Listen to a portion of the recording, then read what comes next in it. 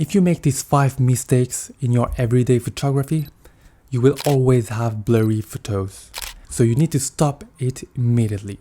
The first mistake is always use the widest aperture of your lens. Why do I say it's a big mistake? When it comes to buy a new lens, people always look at the number, at the f-stop, which is the aperture, okay? The lower is the f-stop, the wider the iris of your lens can open. If you don't know what I'm talking about when I talk about aperture, when I talk about shutter speed or ISO, you need to click in the link in the description and I will send you everything you need to know about the exposure triangle, which is essential in your photography activity, especially if you want to become a real photographer. So you need to master the exposure triangle. If you don't know what is it, click in the link in the description. Let's come back to the first mistake, which is using the widest aperture. When you use a wide aperture, it's a good thing to have a shallow depth of field, When you make the focus on the subject, what is in front of the subject and the background of the subject will be blurry, okay? The wider the iris of your lens is open, the more blurry it will be in front and in the background of the subject. And on the contrary, if you close the iris of your lens, which means having a bigger number in the f-stop, you will have a deeper depth of field, like in front of the subject, and in the background it would be less blurry, so you will have more details. So if you want to show more of the background of the subject, you need to have a bigger number of f-stop, like f5.6, f11 for example, to have more details in the background. Otherwise it will be blurry. So that's the point. If you always use the widest aperture when it's not necessary, it can be blurry, especially when you take pictures of a group of people, If you just take a photo of one person, that can be fine. If you make the focus exactly where it needs to be, If you make the focus on the nose and that you are very close to the subject, the eyes can be blurry, When you zoom in the picture, you can see that, okay? So it's very important to take that into account. Your distance from the subject and the way you make the focus can impact how blurry is your picture or sharp is your picture, okay? So just keep that in mind. Just before that, I was talking about taking picture of a group of people. Yes, it's important because you need to know how a focus works, okay? When you make the focus, for example, in one person, all the people in the same line with the subject will be in the focus. But all the people in front or in the back of the subject will be blurry, okay? So if you want more people sharp, if you take a picture of a group of people and there are people right here, there are people in the background, you need to have a bigger f-stop. So you need to close the iris, okay, in order to have a higher f-stop and to have more detail in the background. So that's the only way you can do it. And if you just use the widest aperture, undoubtedly, when coming back home, you will see that all the people in the back of the main subject will be blurry. And you can't do anything else to catch this up. The second mistake to avoid absolutely is choosing the wide autofocus area. When you use large focus, it means that your camera just make the focus everywhere on the screen, everywhere, like you can see in the frame of your camera.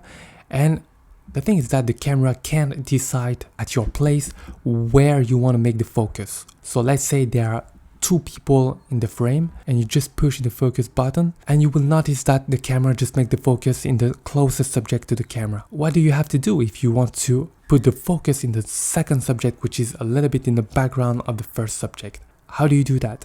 You need to orientate your camera closer to the other subject or using the wide autofocus area. It's very important to choose the right point. So in that case, the wide autofocus area is not what I recommend. The best thing is to use the center autofocus area or the spot autofocus area, which is even better because you can just move on your screen this spot area and just place it at exactly the place you want it to be in the focus. So you can just move that spot area in the subject, in the second subject, in the back of the first subject, and just push in the focus button and the second subject will totally be in the focus and totally be sharp when you take the picture. The third mistakes I want to talk to you about in this video is choosing the wrong AF mode. You know that there are different modes in your camera. You have AFS, which is autofocus single. You also have AFC, which is autofocus continuous. So I will just talk about these two types of autofocus because they are the most important.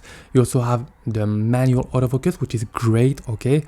But if you don't master the manual autofocus, just focus on the first two autofocus mode. So the first is autofocus single. Autofocus single just means that the focus is made just punctually, just one time, and you can just reframe your camera to have a better composition before taking the shot, okay?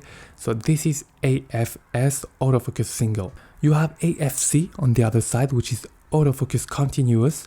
So here, in the difference with the first autofocus mode is that the focus is made continually, okay?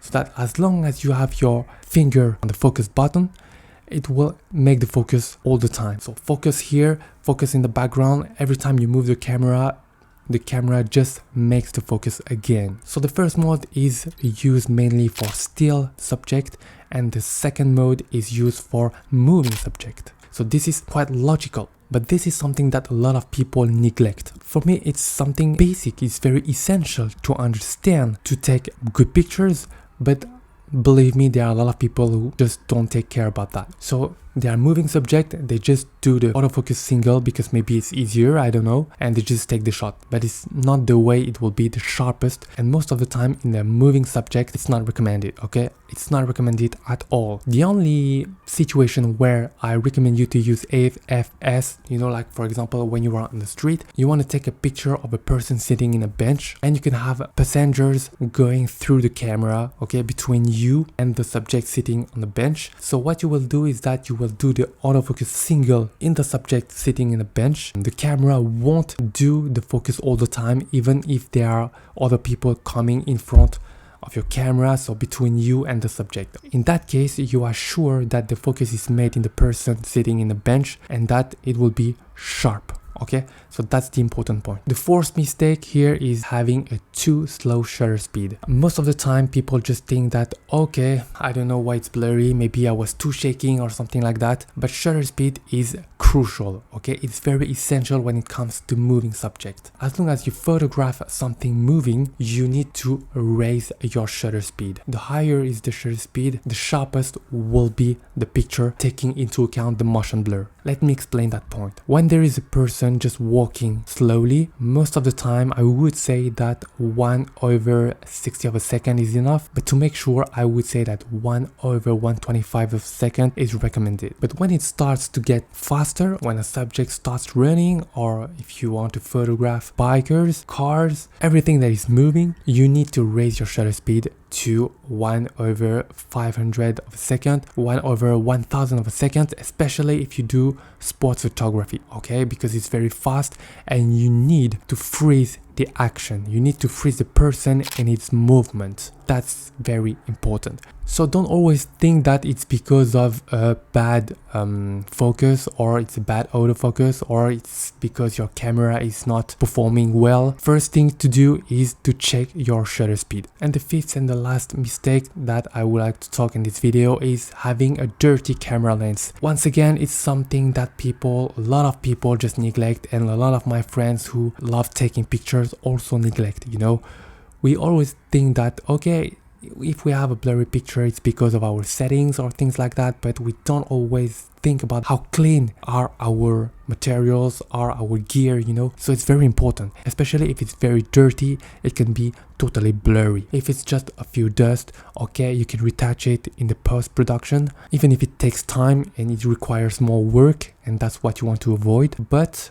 what I recommend you to do is to check all the time how clean is your lens, maybe less frequently, but also how clean is your sensor. Because as long as you have your aperture wide open, that's not a problem. But when you close your aperture down to f22, for example, you will see all the dust that your sensor has. So periodically, you need to clean your sensor. If you don't know how to do it, Okay, just bring it to specific store. Okay, it's a bit expensive, so it's better to learn to do it yourself. Something very easy to do is just to clean your lens. It can get dirty very easily and very quickly when you travel, when you go outside. So just think about cleaning it when it needs. Very important. So I hope you enjoyed this video. If you found it helpful, I would be grateful if you could leave a big thumbs up and just subscribe to my channel to learn more about photography and filmmaking. My goal is to make you become a better photographer and filmmaker. If it's not done yet, click in the first link in the description to learn more about the exposure triangle,